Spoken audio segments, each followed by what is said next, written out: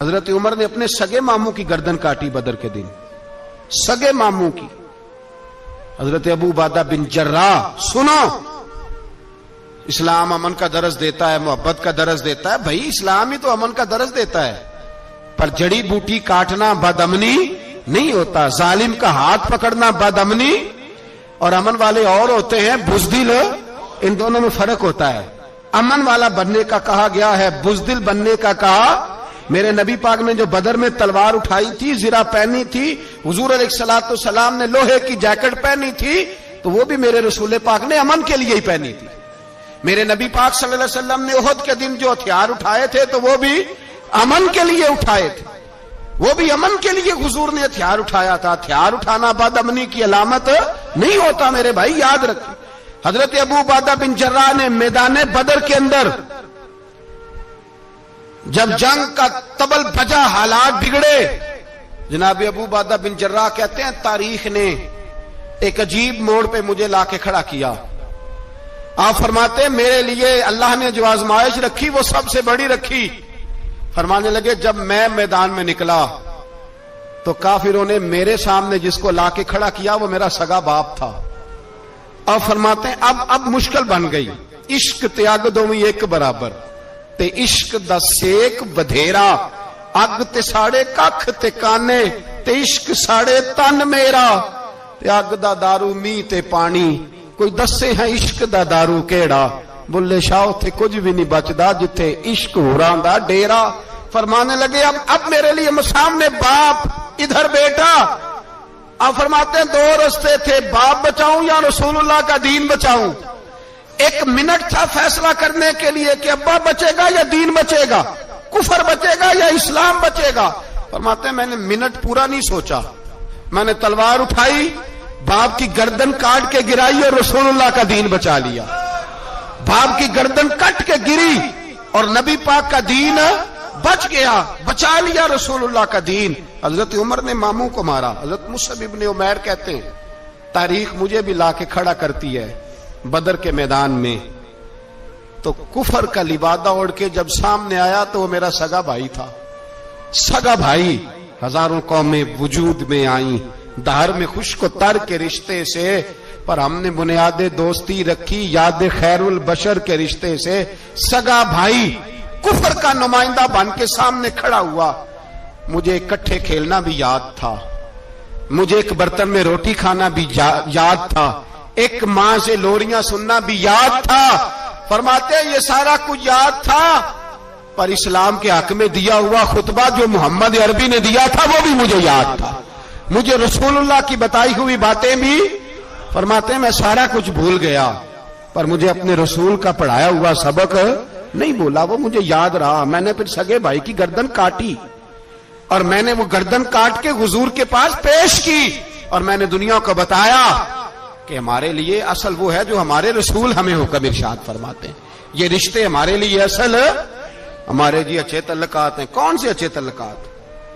کون سے اچھے تعلقات؟ میرا ایک دوست مجھے کہنے لگا امریکہ تو پیار ہی بڑا کرتا ہے ہم سے۔ میں نے کہا بالکل، کسائی بھی بڑا پیار کرتا ہے بکرے سے، بڑا پیار ہوتا ہے۔ آپ جو قربانی کے بکرے لائے تھے آپ کو پیار نہیں تھا؟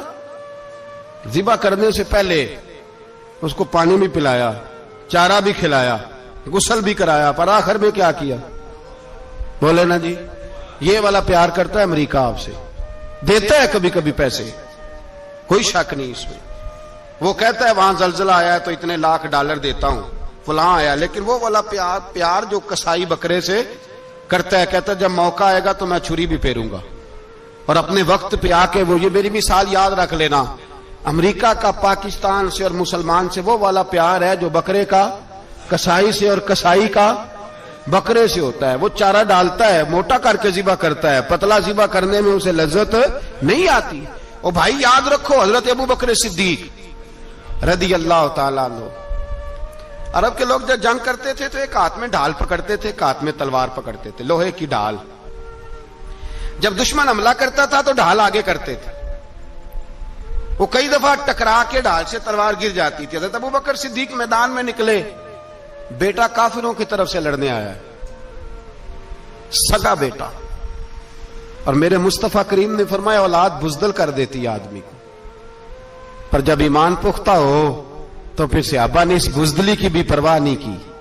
سگا بیٹا کافر کی جانب سے آیا. حضرت ابوبکر صدیق نے تلوار سے حملہ کیا, بیٹے نے ڈھال آگے کی. جب صاحبزادے نے ڈھال آگے کی نا تو حضرت ابوبکر کی تلوار لوہے کی ڈھال سے ٹکرائی, تلوار گر گئی. اب حضرت ابوبکر نے ہتے ہو گئے, صاحبزادے نے اٹھائی تلوار. کہتا جب میں مارنے لگا تو خیال آیا گھر تو میرا اجڑے گا نا, باپ تو میرا ہی ہے نا. صاحبزادے کہتے ہیں میں ابوبکر صدیق کو چھوڑ کے چلا گیا. بعد میں مسلمان ہو گئے, کلمہ پڑھ لیا. ایک دن گھر میں بیٹھے تھے تو بات شروع ہو گئی. صاحبزادے کہنے لگے ابا جی وہ یاد ہے نا جب میری ڈھال سے آپ کی تلوار ٹکرائی تھی اور تلوار گر گئی تھی تو میں نے آپ کو باپ سمجھ کے چھوڑ دیا, میرا ہی گھر اجڑنا تھا باپ سمجھ کے. جناب صدیق اکبر رضی اللہ تعالیٰ عنہ صاحب ابن شام نے لکھا ہے کہ اپنی سرین پر 2 دفعہ ہاتھ مارا, 2 دفعہ. کہنے لگے بیٹے تو اس وقت کافر تھا, تو نے مجھے چھوڑ دیا.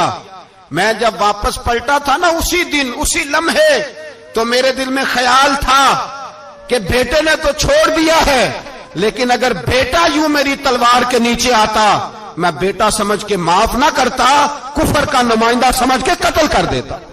اس لیے کہ میری نظر میں اگر کوئی اہمیت ہے تو رسول اللہ کے فرمان کی اہمیت ہے. باپ بیٹے اولاد کی کوئی اہمیت ہے؟ اشداء علی الکفار, کافر سے نفرت ہی نہیں ہوتی. یہاں تو موج لگ گئی ہے ایک عام نوجوان سے لے کے عام آدمی سے وزیر اعظم تک کی سوچ یہ ہے کہ رہائش امریکہ میں ہونی چاہیے, لندن میں ہونا چاہیے, بس یہی سوچ ہے. اب تو اللہ تبارک و تعالی معاف کرے جس کے پاس پاسپورٹ ہے لندن کا, یورپ کا, وہ سمجھتا پتہ نہیں میں کون سی بلا ہوں. چھوڑو, کس چکر میں پڑ گئے ہو, کس طرف نکل گئے ہو. صدر صاحب امریکہ کے صدر کے ساتھ فوٹو کھچاتے ہیں تو وہ 2 فٹ اونچا ہو جاتے ہیں. بس کرو یار, یہ کمزور لوگوں کی علامت ہے, کمزور لوگوں کی. حضرت عمر فاروق رضی اللہ, مجھے پلٹ کے یاد آتے ہیں سیدنا فاروق اعظم. حضرت فاروق اعظم رضی اللہ تعالیٰ عنہ سے عیسائی بادشاہ نے کہا میں ملنا چاہتا ہوں. آپ فرمانے لگے ٹائم نہیں, جو تجھے ملنا ہے وہ مدینے کے غریبوں کو نہ ملوں گا, وہ رسول اللہ کے نوکروں کو نہیں ملوں گا, تجھے مل کے کیا کرنا ہے. میں انہیں ملوں گا جن کے لبوں پہ رسول اللہ کا درود جاری ہے, جو مصطفیٰ سے پیار کرتے ہیں. مجھے تجھ سے ملنے کی کوئی ضرورت ہے.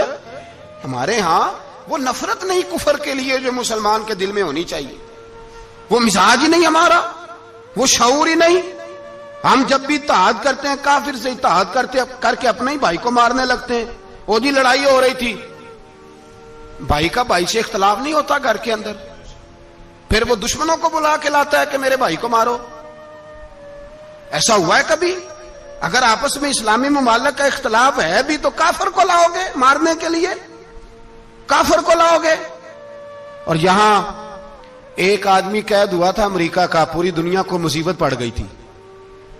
سمجھ آ رہی ہے؟ نام لینے کی ضرورت تو نہیں, بات کی سمجھ آ گئی آپ حضرات. ایک آدمی قید ہوا تھا اور انسانی حقوق کی تنظیمیں اور ہمارے اپنے اندر سے بڑے بڑے, میں روشن خیال نہیں, میں روغن خیال کہتا ہوں ان لوگوں کو, بڑے بڑے روغن خیال اٹھ کے کھڑے ہو گئے, جی انسانی حقوق کی بات کرو, جی ایسے ہو گیا, جی ویسے ہو گیا. لے گئے بندہ چھڑا کے. یہاں روز خون کی ندیاں بہتی ہیں. اقوام متحدہ جس سے مسلمان بھیک مانگتے پھرتے ہیں کہ مسلمانوں پہ مظالم بند کراؤ, اقوام متحدہ نے کہہ دیا کہ دنیا کی مظلوم ترین اقلیت کا نام برما کے مسلمان ہے. اقوام متحدہ نے رپورٹ دے دی. پھر مر نہیں گئے سارے اسلامی حکمران؟ شرم اور غیرت کے ساتھ کسی گھڑے میں دفن نہیں ہو گئے؟ تمہیں للکار کے انہوں نے کہا کہ یہ سب سے مظلوم ہیں, ان کا کچھ کرو. چند دن پہلے یہاں ننکانہ صاحب بے سانیوں نے جلوس نکال کے کہا مسلمانوں شرم کرو, ان کی مدد کرو. پوپ بول پڑا, پوپ ایسانیوں کہا کہ مسلمانوں کہاں ہو, کدھر ہو تم, ان کی مدد کرو, نکلو, ظلم ہو رہا ہے. پوری دنیا چیخی. آپ کے ملک میں آ کے امریکہ ڈرون حملے کر جائے تو آپ کی وزارت داخلہ کو بعد میں ہوش آتا ہو, ہمیں تو پتہ نہیں چلا, ہم تو سوئے ہوئے تھے, وہ حملہ کر گیا. اور عالمی قوانین کی مخالفت کر کے برما کی حکومت کہتی ہے کسی صحافی کو بھی ہم اندر نہیں جانے دیں گے, ہمارا ذاتی معاملہ ہے. ایسے بے شرم لوگوں کو اپنا نمائندہ بناتے ہو جنہیں ہوش تک نہیں اس بات کی. ہم نے کلمہ پڑھا ہوا ہے نبی پاک صلی اللہ علیہ وسلم کا. میرے رسول پاک سید عالم نور مجسم صلی اللہ علیہ وسلم نے جو لوگ تیار فرمائے, نیند تو نہیں آ رہی آپ حضرات کو, نبی پاک نے جو لوگ تیار فرمائے, حضرت کعب بن مالک رضی اللہ تعالی, حضور نے فرمایا چلو تبوک پہ میرے ساتھ, سارے چلو, سب تیار ہو گئے. حضرت کعب بن مالک فرماتے ہیں مجھے گھوڑا بڑا دوڑانا آتا تھا, نیزہ بڑا چلانا آتا تھا, تلوار کا میں بڑا دھنی تھا, میں مالدار بھی تھا, میرے پاس بڑی وسائل تھے. حضور چلے گئے تو میں نے, یہ بخاری ہے, فرماتے ہیں میں نے سوچا کہ میں چلا جاؤں گا, کل میں گھوڑا دوڑاؤں گا, میں نے پیچھے پہنچ جانا, پرسوں چلا جاؤں گا, ترسوں بس سستی ہو گئی, نہ جا سکا. فرماتے ہیں وقت بیت گیا, حضور چلے گئے, آج جاتا ہوں کل چاہتا ہوں, اسی میں حالات سارے گزر گئے, حتیٰ کہ اللہ کے رسول واپس آ گئے. فرماتے ہیں کچھ بوڑھے تھے جو نہ جا سکے, اور کچھ منافق تھے جو حضور کے ساتھ جہاد پہ نہ جا سکے. آپ فرماتے ہیں میں جوان بھی تھا, تیر انداز بھی تھا, اور دنیا عرب سارا جانتا تھا کہ مالدار بھی ہے, اللہ تعالیٰ کی دی ہوئی بڑی نعمتیں تھیں, میں نہ گیا, اور ہو غلطی گئی, سستی گئی. فرماتے ہیں حضور مدینے میں آئے, جب مسجد نبی میں بیٹھے تو منافق آ کے بہانے کرنے لگے. کوئی کہنے لگا بچی بڑی بیمار تھی, کوئی کہنے لگا حضور کل ہی صحیح ہوا ہوں. فرماتے مجھے بھی پتا تھا, اور پتا مصطفیٰ کو بھی تھا جھوٹ بول رہے ہیں, حضور کو پتا تھا, پر وہ بہانے کرتے, حضور قبول کرتے. میں چلو جاؤ. کہا فرماتے ایک منٹ کے لیے مجھے بھی وسوسہ آیا کہ کوئی بہانہ نہ کر دوں, لیکن پھر میں نے سوچا بہانہ کس کے سامنے کروں جسے اللہ تبارک و تعالیٰ نے نبوت کی آنکھ عطا فرمائی ہوئی ہے, اس محبوب کے سامنے بہانہ. اس خیال آیا مسلمان نیک و بد پہچان جاتے ہیں, محمد آدمی کے دل کی باتیں جان جاتے ہیں, کدھر بہانہ کروں, حضور کو تو سارا پتا ہے. فرماتے میں گیا, حضور نے پوچھا کیوں نہیں آئے, اور پوچھا بھی مسکرا کے, کیوں نہیں آیا, مسکرا کے پوچھا. فرماتے ہیں میں نے سچ سچ بولا, میں نے کہا یا رسول اللہ سستی ہو گئی, حضور غلطی ہو گئی. جو بہانے لگا رہے تھے ان کو آزادی مل گئی, اور مکتب عشق کا دستور نرالا دیکھا, اس کو چھٹی نہ ملی جس نے سبق یاد کیا. فرماتے ہیں ان کو چھٹی مل گئی, میں نے کہا حضور غلطی ہو گئی, تو نبی پاک نے فرمایا اس سے کوئی بندہ کلام نہ کرے, خبردار میرے ساتھ بھی گفتگو نہ کرنا. حضرت کعب بن مالک فرماتے ہیں میرا چچا زاد بھائی, خالہ زاد بھائی سارے رہتے تھے, میں کسی کو سلام لیتا تو کوئی جواب بھی نہیں دیتا تھا. فرماتے ہیں میں مسجد میں نماز پڑھنے آتا, پر صحابہ کرام کو حضور نے منع کر دیا تو مدینے کی گلیاں بھی ناآشنا ہو گئی. فرماتے ہیں مجھے یوں لگتا تھا کہ مدینے کے در و دیوار بھی مجھ سے کلام نہیں کرتے, میں وہاں دعا منگیا کرو سنگیو کتے مرشد نہ رس جاوے, اے جنہاں دے پیر رس جاندے او جیوندے ہی مرے رہندے. کہا اس طرح لگا کہ جیسے حالات بگڑ گئے سارے میرے حق میں. آپ فرماتے ہیں میں مسجد میں آ کے بیٹھتا, تو جب مجھے پتا تھا, میں جب آنکھیں ادھر کرتا تو حضور مجھے دیکھتے, اور جب میں نبی پاک کو دیکھتا تو حضور چہرہ پھیر لیتے. بول پڑے خواجہ غلام فرید صاحب, کہنے لگے میں ویکھاں تے میرا یار نہ ویکھے, جے میں نام ویکھاں تے او ویکھے, ایڈے نصیب کتھوں تتڑی دے, او میرے وچ ویکھن دے ویکھے. غلام فریدا او بوے یار دے مریے, پامے ویکھے یا نہ ویکھے. آپ فرماتے میں سید عالم صلی اللہ علیہ وسلم کو دیکھتا تو حضور رخ انور پھیر لیتے. حضرت کعب بن مالک رضی اللہ تعالیٰ عنہ فرماتے کہ حضور کا حکم آیا کہ بیوی کو علیحدہ کر دو. بار پہلے کوئی نہیں بات کرتا, اب کہا بیوی کو علیحدہ کر دو, تو میں نے کہا حضور طلاق دے دوں. فرمایا نہیں میکے بھیج دو, طلاق نہیں دینی. فرماتے ہیں بال بچہ بھی چلا گیا, نہ گھر میں کوئی نہ باہر کوئی, تنے تنہا. آپ فرماتے ہیں زمانہ جانتا تھا, عرب کے صوبوں میں بات پھیل گئی کہ کعب بن مالک جیسا سردار, مالدار, گھوڑ سوار, تیر انداز, نیزہ باز, اتنا بڑا سیانہ سنجیدہ آدمی جدا کر دیا نبی پاک نے. فرماتے ہیں غسان کے عیسائی بادشاہ نے مجھے خط لکھا. حضرت کعب فرماتے ہیں بڑی آزمائش تھی, پر یہ مصیبت سب سے بڑی تھی. غسان کے عیسائی بادشاہ نے خط لکھا, اس کا آدمی مجھے ڈھونڈتا پھرتا مدینے میں, میں ملا تو خط اس نے مجھے دیا. خط میں یہ نہیں لکھا تھا کہ کافر ہو جاؤ معاذ اللہ, یہ نہیں لکھا تھا عیسائی ہو جاؤ. اس نے خط میں لکھا کہ کعب ہم نے سنا ہے تمہارے نبی نے تمہیں چھوڑ دیا، ناراض ہو گئے، تم تو اس قابل تھے کہ صوبے کے گورنر بنائے جاتے، تم تو بڑے عہدے کے قابل تھے، تمہاری تو شہرت ہے سارے علاقوں میں، تم آ جاؤ ہمارے پاس، ہم تمہیں بہت بڑا عہدہ دے دیں گے۔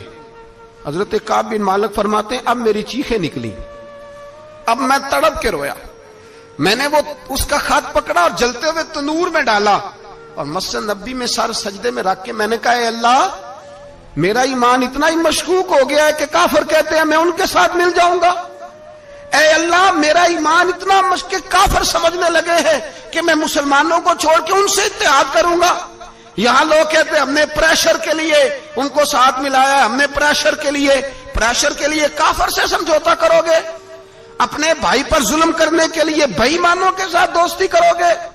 حضرت کعب بن مالک فرماتے میں نے تندور میں ڈالا، میں تڑپ کے رویا، میں نے کہا اے اللہ میرا اتنا امتحان نہ لے کہ کافر سوچنے لگے کہ میں اسے سمجھوتا کروں گا، اے اللہ مہربانی فرما اتنا امتحان نہ لے۔ روتے روتے گھر گیا، سحری تک روتا رہا، ایک آدمی دوڑا آیا کہنے لگا کعب جلدی چل، حضرت جبریل آ گئے ہیں، اللہ نے تیری توبہ قبول فرما لی ہے، رسول پاک نے تجھے یاد فرمایا ہے، چل آ جا۔ حضرت کعب بن مالک فرماتے میں قدموں میں گرا اور میں نے کہا محبوبہ میرا سارا ہی مال لے لے، حضور میری ساری صلاحیتیں لے لے، رکھ لیں سارا کچھ، مجھے وہ مال نہیں چاہیے جو آپ کے دروازے سے دور کر دے، حضور وہ دولتیں میرے کس کام کی جو آپ کے دروازے سے دور کر دے، بے نور بے چراغ جو محفل ہو پھونک دو، اعظم بلا سے اپنی وہ ہستی ہی کیوں نہ ہو، جو چیز اس کی راہ میں حائل ہو پھونک دو۔ حضرت کعب بن مالک رضی اللہ تعالیٰ عنہ نے ایک منٹ کے لیے بھی کافر سے سمجھوتا کرنا پسند نہ کی۔ نبی پاک صلی اللہ علیہ وسلم کے مدینے آنے سے پہلے ایک شخص تھا عبداللہ بن ابی سلول اس کا نام تھا،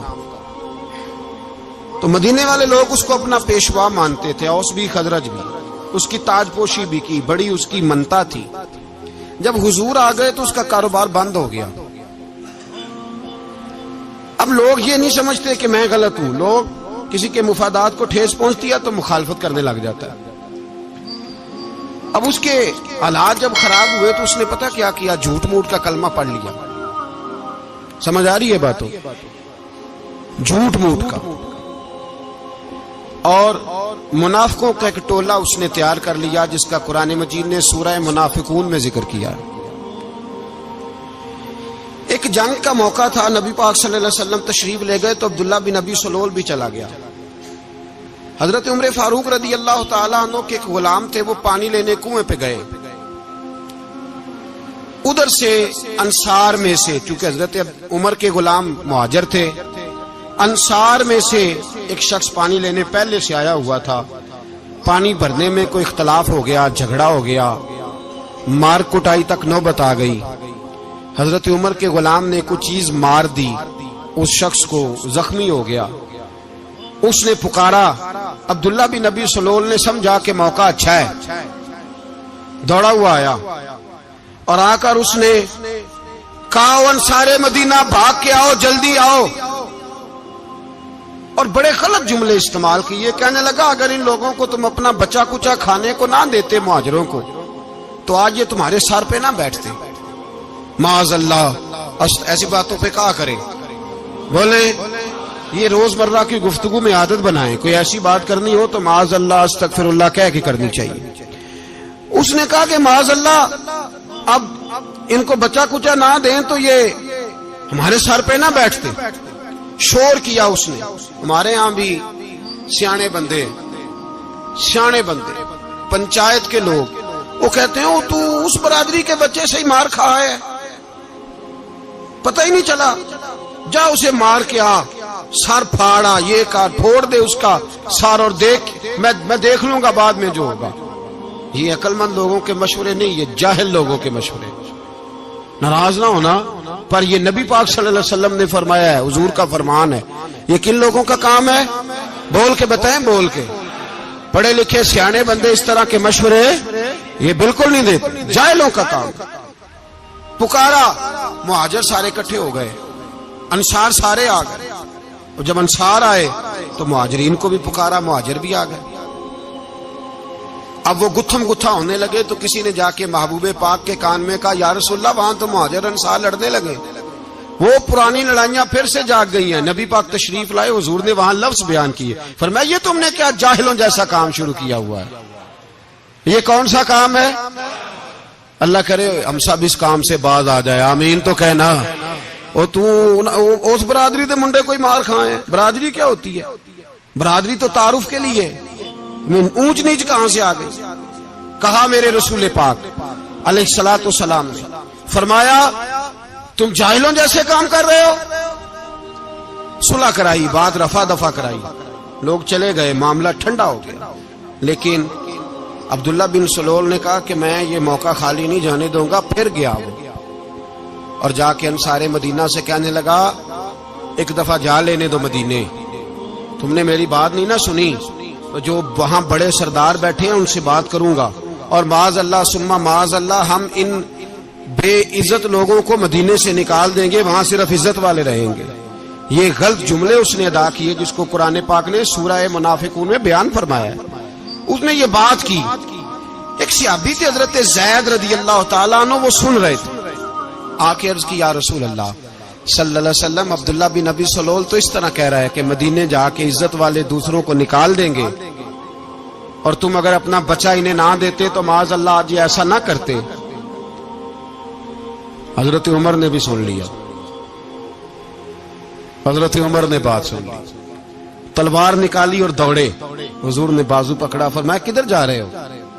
کہا یا رسول اللہ اگر آج سزا نہ دی تو کل اور بات بھی کرے گا، اور اگر آج ایک قتل ہو گیا تو باقی سیانے بن جائیں گے، یا رسول اللہ مجھے چھوڑے میں ماروں گا۔ حضور نے فرمایا عمر چپ کر، وہ جھوٹ موٹ کا کلمہ پڑتا ہے، لوگ کہیں گے کہ محمد ابن عبداللہ نے اپنے ساتھی مارنے شروع کر دیے، چپ کر، حوصلہ کر، صبر کر، دلیری کر۔ حضرت عمر کہتے ہیں میری حضور کے کہنے پر میں ٹھہر تو گیا، پر وہ میرے اندر جو آگ لگی ہوئی تھی ٹھنڈی نہیں ہو رہی۔ کہتے ہیں میں چپ تو کر گیا۔ نبی پاک علیہ الصلوۃ والسلام نے پوچھا عبداللہ بن ابی سلول سے تو نے یہ کہا ہے؟ کہنے لگا حاشا وکلا میں نے بات ہی نہیں کی نا۔ اب لوگ کہنے لگے کہ زید تو نوجوان ہے تو یہ بوڑھا آدمی ہے، چلو صحیح کہتا ہوگا۔ حضور بھی خاموش ہو گئے۔ اللہ پاک نے قرآن مجید نازل فرما دیا، فرمایا اللہ نے سن لی ان کی بات جنہوں نے یہ کہا ہے، اور پھر لفظ بڑے حسین ہے، فرمایا یہ کہتے ہم عزت والے ہیں؟ نہیں، وللہ العزت ولرسولہ وللمؤمنین، فرمایا عزت تو اللہ کے پاس ہے، اللہ کے رسول کے پاس ہے، اور عزت تو مومنوں کے پاس ہے، مومنین کے پاس عزت ہے۔ یہ قرآن پاک نے سارا مضمون بیان کر دیا کہ عبداللہ بن ابی سلول غلط کہتا ہے اور حضرت زید صحیح کہتے۔ حضور نے کچھ نہیں فرمایا، جا رہا ہے قافلہ۔ جب مدینے کی سرحد آ گئی نا، حدود مدینہ منورہ کی شروع ہوئی، تو عبداللہ کا اپنا بیٹا، اس کا نام بھی عبداللہ بن عبداللہ تھا، اپنا بیٹا اس کا بڑا مخلص جانثار غلام تھا میرے رسول پاک صلی اللہ علیہ وسلم کا، وہ تلوار لے کے مدینے کی حد پہ کھڑا ہو گیا اور کہنے لگا میرے باپ تو نے اتنی بے ایمانی کے لفظ کہے کہ میں ان کو نکال دوں گا؟ کہے اپنی زبان سے کہ میں ذلت والا ہوں، رسول پاک کو اللہ نے بڑی عزت عطا فرمائی، کہے ورنہ میں تیری گردن کاٹ دوں گا۔ بول، کہے حضور بھی عزت والے اور نبی پاک کے غلام بھی عزت، کہے اپنی زبان سے، کہے میرے رب کا یہ فرمان ہے وَرَفَعْنَا لَكَ ذِكْرَكَ، حبیب میں خود تیرے لیے تیری شانوں کو بلند فرما دوں گا۔ تو کہا تو دشمن ہو کے کہنے لگا میرے بیٹے مجھے معاف کر دے، مصطفیٰ تو بڑی عزتوں والے، ان کے غلام شانوں والے۔ جب بیٹا تلوار لے کے سامنے کھڑا ہوا، شہرت ہوئی، اب نبی پاک نے حضرت عمر کی طرف دیکھا، کہا عمر تیری بات صحیح تھی، اب جو ہوا یہ زیادہ صحیح تھا، وہ میں نے تجھے کہا حوصلہ کر، تدبر کر، وقت کا انتظار کر، یہ صحیح ہوا کہ وہ صحیح تھا۔ تو حضرت عمر فاروق کہنے لگے یا رسول اللہ میں گواہی دیتا ہوں آپ واقعی اللہ کے سچے رسول ہیں صلی اللہ علیہ۔ اتنی اچھی رائے، وقت فیصلہ کرتا ہے، تدبر سے چلے، دانائی سے چلے، علم پیدا کرے، بردباری۔ ہمیں کئی دفعہ سجدہ صاف کرنا پڑتا ہے، ہم جو کہتے ہیں بات اس کے الٹ نکل آتی ہے۔ ہم کسی شخص کے بارے میں کچھ تبصرہ کر بیٹھتے ہیں، کچھ عرصے کے بعد ہمیں پتہ چلتا ہے کہ وہ تو ایسا تھا ہی نہیں، ہم نے غلط بات کر۔ ہم بغیر تحقیق کے، بغیر تفتیش کے، حوصلہ نہ ہونے کی وجہ سے، صبر نہ ہونے کی وجہ سے ہم بہت سارے کام کر گزرتے ہیں، پھر ہمیں نقصان ہوتا ہے۔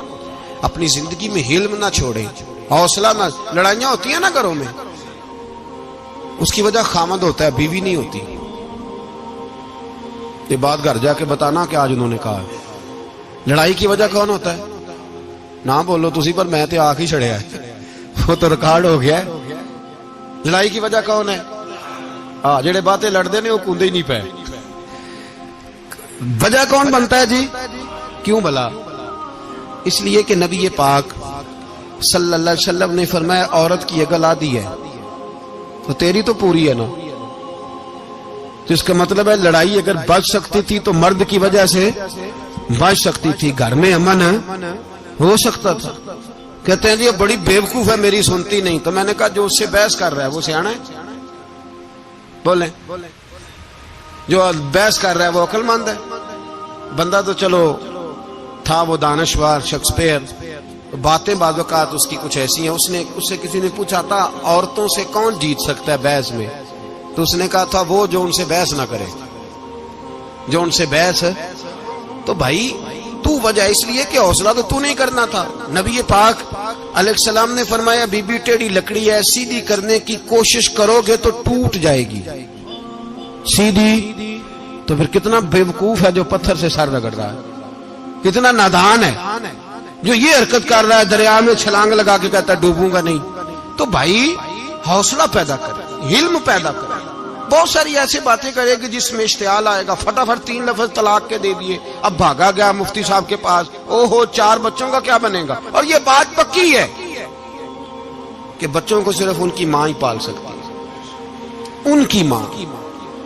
اور بات مجھے نہیں بھولتی، ایک شخص نے بیوی کو طلاق دے کے دوسری شادی کی، اس کا بیٹا تھا 10 سال کا، تو اس نے اپنے بیٹے سے کہا کہ بیٹے بتا پرانی اماں صحیح تھی یا یہ صحیح ہے؟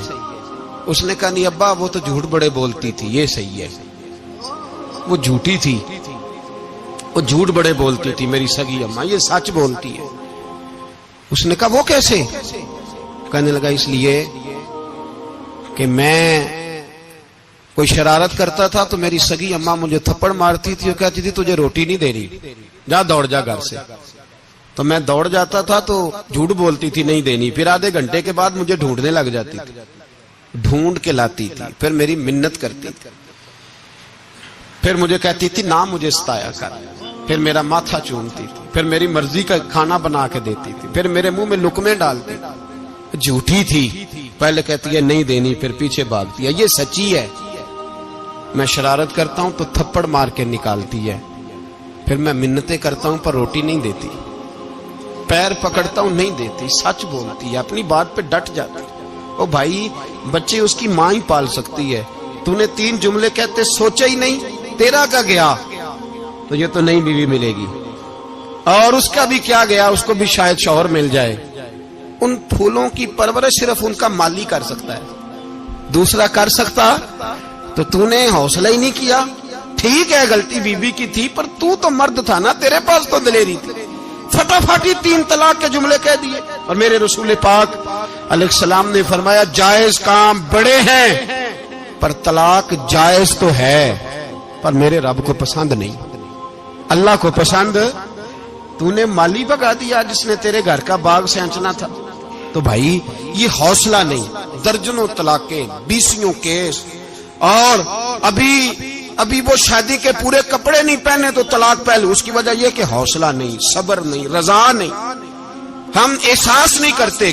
اگر تو یہ سمجھ جائے کہ بس اللہ نے جو میرے لیے بہتر سمجھا مجھے دے دیا، صحیح ہے میری آزمائش ہے، کیا ہے کچھ ہے جو اس نے بہتر سمجھا مجھے اس نے، پھر تو سکھی ہو جائے، تیرے لیے جینا آسان ہو جائے، پھر تو بہت ساری پریشانیوں سے آزمائشوں سے دور ہو جائے۔ میرے نبی پاک علیہ السلام نے ہمیں حوصلہ کرنے کا حکم دیا، دلیری۔ 2-3 سال شاید پچھلے سال یا اس سے پچھلے سال حج کے موقع پہ نا، ہمارے پاکستان میں تو بڑے بڑے انوکھے واقعات ہوتے ہیں، سننے سے کیا میں کہتا ہوں وہ عبرت کے لیے ہوتے ہیں۔ جعلی ویزے لگوا دیے حج کے کسی ایجنٹ نے، اللہ کے مہمانوں کو بھی لوگ لوٹ لیتے ہیں، معاذ جعلی ویزے لگوا دیے. اور مزے کی بات یہ ہے کہ پاکستانی ایئرپورٹ سے گزر بھی گئے وہ ویزے والے، اور احرام باندھے لوگ جدے پہنچ گئے. 4 آدمی تھے، انہوں نے ویزا دیکھا تو کہا نقلی، آپ کو واپس جانا پڑے گا. اگلی فلائٹ سے وہ لوگ واپس آئے. آپ مجھے بتائیے، ان کی جب وہ چھوٹے چھوٹے کلپ آئے، میڈیا نے ان کی باتیں سنی تو ان کے آنسو نہیں تھمتے تھے. ایک آدمی احرام باندھ کے گیا ہے، معمولی سمجھتے ہیں آپ؟ میرے جیسا غریب آدمی کبھی اس نے ارادہ کیا اور مدینے جانے کا لیٹ ہو جائے تو کلیجہ پھٹنے کو آتا ہے. کچھ مجبوریاں پیروں میں آ جائے، نہ جا سکے تو پتہ نہیں کتنی توبہ کرنے کو دل کرتا ہے کہ کہیں غلطی تو نہیں ہو گئی، کوئی ایسی بات تو نہیں نکل گئی. یقین کریں طبیعت پریشان ہو جاتی، یار کوئی ایسا کام تو نہیں ہو گیا جس کی وجہ سے یہ بات ہوئی. 4 آدمی لوٹ آئے، حالات خراب ہو گئے، لوگ رو رو کے قصے سناتے تھے. لیکن میرے رسول پاک علیہ السلام کا حوصلہ دیکھو. حضور کعبے کا بھی کعبہ، حضور مالک، حرم کے مالک مطلق، جن کے صدقے اللہ نے کعبہ کو بیت اللہ بنایا. حاجیو آؤ شہنشاہ کا روضہ دیکھو، کعبہ تو دیکھ چکے، اب کعبے کا بھی کعبہ دیکھو. حضور 1400 صحابہ کو لے کے گئے عمرہ کرنے. مقام حدیبیہ پر پہنچے تو کافروں نے روک لیا، ہم عمرہ نہیں کرتے. تو اور میں خادم اور جو وارث و مالک ہیں 1400 صحابہ، ہم نہیں عمرہ کرنے دیتے، واپس جائیے.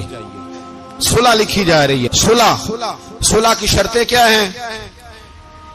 مکے سے کوئی آدمی غلطی سے بھی مدینے چلا گیا، مکے کا آدمی، تو مسلمان اگر ان کے ظلم سے تنگ آ کے، مکی مسلمان کافروں کے ظلم سے تنگ آ کے مدینے چلا گیا تو مدینے والے واپس کریں گے. اور اگر مدینے سے کوئی شخص غلطی سے بھی مکے چلا گیا تو مکے والے واپس نہیں کریں گے. اتنی سخت شرائط. حضرت عمر غصے سے کانپنے لگے، صحابہ پریشان ہیں، پر میرے رسول پاک نے صبر دکھایا. حوصلہ، تدبر، یہ تدبیر ہے، صبر.